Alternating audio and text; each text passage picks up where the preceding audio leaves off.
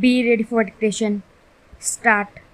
Questions of equity apart the mode and scale of subsidizing has had two effects. One has been to induce a faster rate of growth of enrollments at this level than is otherwise likely to have taken place in several parts of the country. The fees charged for higher education have remained unchanged for decades, and the rising costs have been almost wholly covered by the subsidies from government.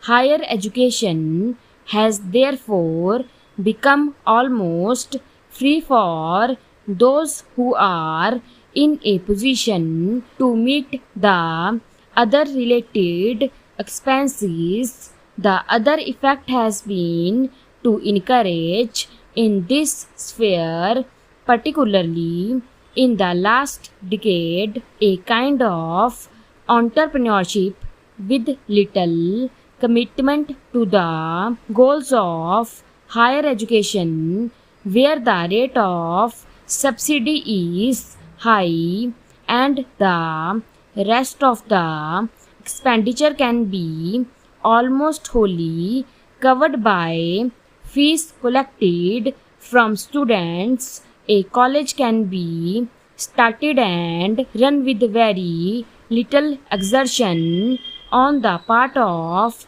the sponsors. In Delhi, 95% of the excess expenditure of a college on all approved items over its income from fees is met by the University Grants Commission, the sponsoring body, whether it is a private agency or a local authority, needs therefore to cover only a very small fraction of the total expenditure on running a college. Naturally, there is no dearth of entrepreneurs for starting colleges with an eye on the patronage and influence they can exercise through their control over them. Though the extent of subsidy is not as high elsewhere, the position is not very different in several other parts of the country where liberal grants in aid are given by state governments to colleges. The main qualification required of the promoters of higher education under these conditions is only that they have the contacts for securing the necessary financial and other support from the powers that be, where the rate of subsidy is not so high. Some adjustments are called for. These are usually made in the fees charged from students and in the teacher-student ratios maintained. Thus, the annual fee for undergraduate education ranges all the way from less than ₹100 per student, the colleges in Rajasthan, to well over ₹300 per student. In Bombay, the average number of students assigned to a teacher also varies from as low as 12 in some areas to more than twice that figure in others. This subsidy has to be discontinued. All this has usually a decisive impact at the higher levels of decision making and administration in the universities for both the representatives of college managements and of teachers, secure representation in the various bodies of the universities of which they form a part. Changes in the structure and content of courses are therefore usually resisted if they call for more appointments at the college level than the managements are prepared to make, or if much more effect is required on the part of the existing staff, if any. Teaching is organized at the university level as is generally done for postgraduate courses. The principle of representation has to be usually given considerable weight irrespective of academic considerations.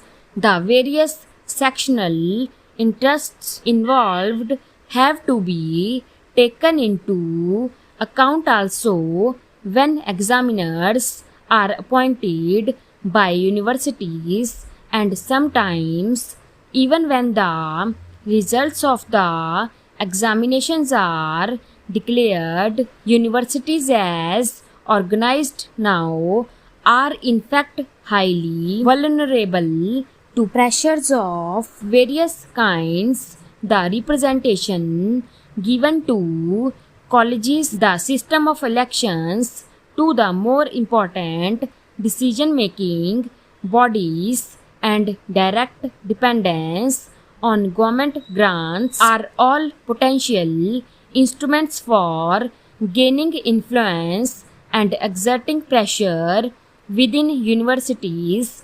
It is not surprising, therefore, that when teachers and students are also free to participate in political activity, universities get affected very quickly by all the undercurrents and conflicts in the society of which they are a part. One of the major problems now is that while political forces are able to gain entry very easily, the universities do not have the means for effectively coping with them.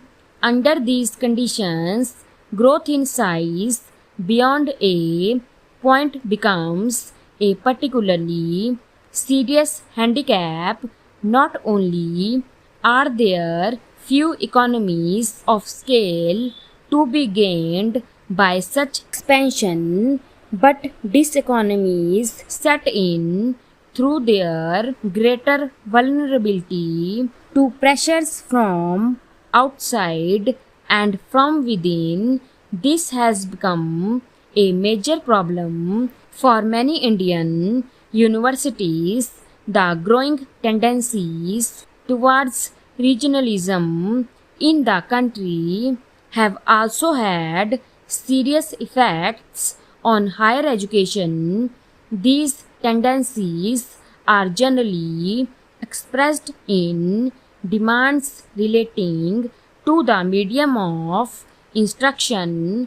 Some of these demands are based on sound educational principles and are wholly justifiable, but in their most extreme form, they usually indicate either ignorance of the minimum requirements of higher education or inward-looking conduct of a kind that places considerations of a selfish character above these requirements. In practice, both have been in evidence. More specifically, the problem arises when instruction at the postgraduate level is sought to be given in the regional languages. For most of the